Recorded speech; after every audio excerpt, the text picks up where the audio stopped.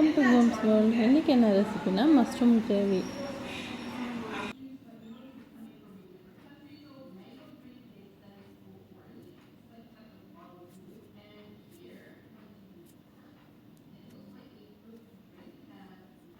இந்த கிரேவி எப்படி செய்கிறதுன்னு பார்க்கலாம் வாங்க. இது சப்பாத்தி சாதத்துக்கு நல்லாயிருக்கும்.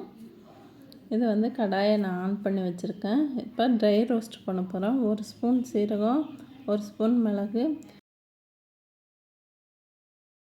இப்போ 10 முந்திரி சேர்த்துருக்கேன். இதையெல்லாம் நம்ம சேர்த்து வறுத்துக்கலாம். இது கூட கொஞ்சமாக சோம்பு, கால் ஸ்பூன் சோம்பு, கொஞ்சமாக பட்டை நான் சேர்த்துக்கிறேன். இந்த அளவுக்கு பட்டை இதையும் சேர்த்து நாம் நல்லா வறுத்து எடுத்துக்கலாம். இது கூட கொஞ்சமாக, அதாவது 1 ஸ்பூன் இருக்கும் இந்த தேங்காய் நான் சேர்த்து இதையும் நல்லா ட்ரை ரோஸ்ட் பண்ணி எடுத்துக்கலாம். நல்லா ட்ரை ரோஸ்ட் பண்ணணும். அப்போ தான் நல்லாயிருக்கும். பச்சை வாசம் போன பிறகு தான் நம்ம அரைச்சி எடுக்கணும் இருக்குது. இப்போ பெரிய வெங்காயம் 2, தக்காளி 2, ஒரு பாக்கெட்டு மஷ்ரூம் எடுத்து வச்சுருக்கேன் கட் பண்ணி. இப்போ பாருங்கள் எந்த அளவுக்கு வறுத்துருக்கேன். இந்த அளவுக்கு வறுத்து எடுத்துக்கலாம். இப்போ கடாயை ஆன் பண்ணி 3 ஸ்பூன் கடலெண்ணெய், கொஞ்சமாக சோம்பு போட்டுட்டு இப்போ நான் கட் பண்ணி வச்ச பெரிய வெங்காயத்தை போட்டு நல்லா வதக்கி எடுத்துக்கலாம். இந்த கிரேவி சப்பாத்தி சாதத்துக்கு அவ்வளோ அருமையாக இருக்கும். பெப்பர் கிரேவி நல்லா டேஸ்ட்டாக இருக்கும். சாதத்துக்கு சப்பாத்திக்கெல்லாம் நம்ம எங்கேயாச்சும் வெளியே போகிறோன்னா இதை செஞ்சு எடுத்துகிட்டு போகலாம். டூருக்கெல்லாம் போனால் செஞ்சு எடுத்துகிட்டு போகலாம்.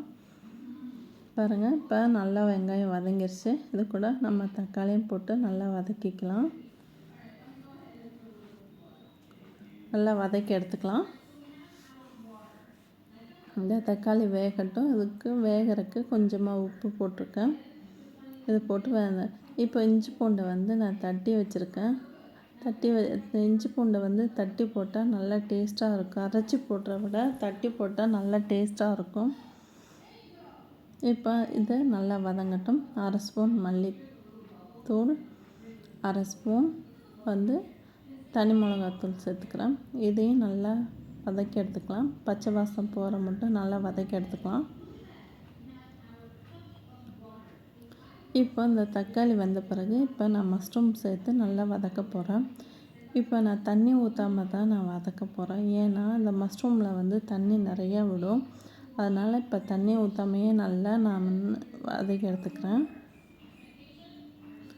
அதுக்கப்புறமா நான் ஒரே 1 ஸ்பூன், அதாவது உப்பு, 1 ஸ்பூன் உப்பு நான் சேர்த்துக்கிறேன். இப்போ நான் அரைச்சி வச்ச தேங்காவை இது கூட நான் சேர்த்துக்கிறேன். அதுக்கப்புறம் தான் நான் தண்ணியே சேர்க்க போகிறேன். இதில் கொஞ்சம் தண்ணி விடும், அதனால் நான் சேர்க்கலை. இப்போ இந்த கிரேவி ஒரு கொதி வந்த பிறகு தண்ணி ஊற்றிக்கலாம். 1 டம்ளர் தண்ணி ஊற்றி நல்லா கொதிக்க விடலாம். நல்லா கொதிச்சிட்ருக்கு. இன்னும் கொஞ்சம் கொதிக்கணும். இப்போ கொதித்த பிறகு உங்களுக்கு நான் காமிக்கிறேன். வீடியோஸை நிறைய பேர் பார்க்குறீங்க. சப்ஸ்கிரைப் பண்ணிவிட்டு பெல் பட்டன் அமைக்கிட்டு பாருங்கள். நான் போடுற வீடியோ அப்போ தான் உடனுக்குடனே சேரும். இது ரெடி ஆயிடுச்சு. கடைசியாக நான் மல்லித்தூள் போட்டு நான் இறக்கிக்கிறேன். இது மாதிரி வீடியோஸ் சேனல் லைக் பண்ணுங்கள், ஷேர் பண்ணுங்கள், கமெண்ட் பண்ணுங்கள், சப்ஸ்கிரைப் பண்ணுங்கள். தேங்க்யூ ஃபார் வாட்சிங்.